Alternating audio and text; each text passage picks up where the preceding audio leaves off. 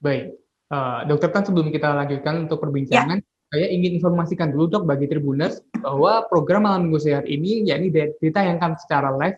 Jadi untuk Tribuners yang ingin bertanya terkait bahasan kita pada malam hari ini, bisa langsung menyampaikannya di kolom komentar YouTube, Facebook, maupun Instagram tribunnews.com.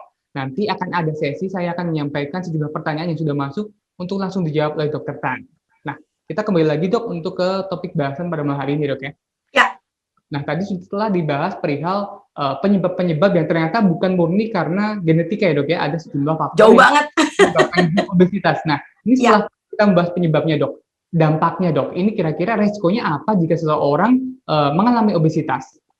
ya, yang pasti adalah sebelum orang yang mengalami obesitas itu punya risiko yang dia rasakan, yang pasti tubuhnya yang merasakan lebih dulu. Nomor satu adalah kenaikan segala macam parameter laboratorium yang dia belum bisa rasakan. Jadi kalau begitu periksa cek laboratorium, nah lo trigliseridanya naik, HDL-nya turun ya kan. Lalu kemudian menjadi pradiabetes ya, lalu kemudian risiko hipertensi jadi naik, sindroma metabolik yang saya bilang tadi, lingkar pinggangnya ikut nambah, lalu ditambah dengan karena dia punya masalah hipertensi dan punya masalah diabetes, otomatis dengan stroke itu tetangga sebelah dengan connecting door.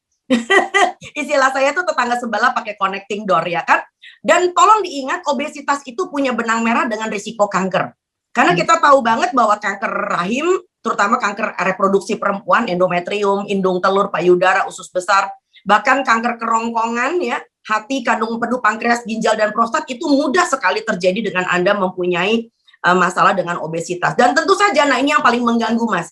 Nah tidur itu ngorok Mas.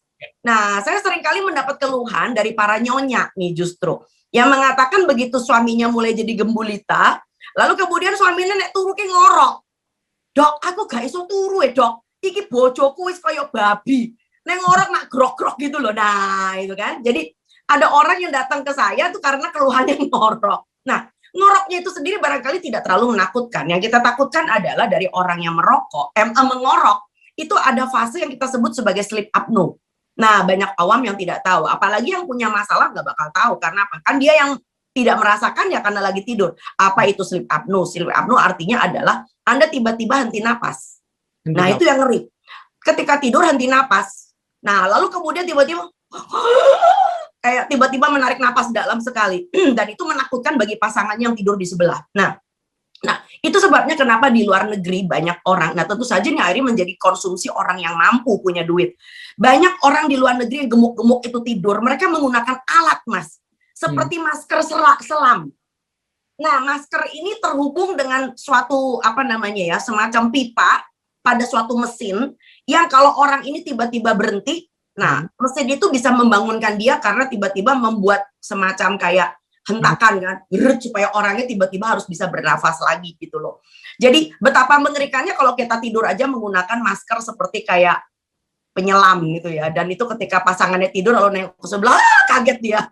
Karena tampangnya itu mengerikan sekali. Nah, kurang lebih seperti itu, lalu ditambah lagi tentu saja dengan non-alcoholic fatty liver. Artinya apa?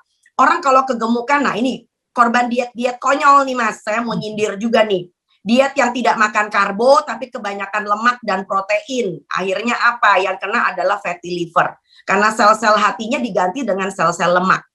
Ya, lalu kemudian dan ini sangat berbahaya sekali karena akhirnya orang ini juga tidak berfungsi livernya nantinya di kemudian hari. Dan tentu saja nyeri dengkul. Nah, banyak nih orang-orang yang udah separuh baya datang ya ke saya karena rekomendasi dari siapa?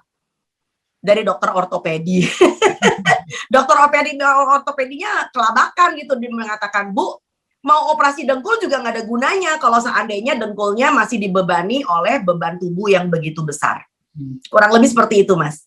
Baik, tadi sudah dibahas perihal penyebab kemudian dan dampak-dampak maupun risiko obesitas ya dok ya. Ya. Terima kasih sudah nonton. Jangan lupa like, subscribe, dan share ya.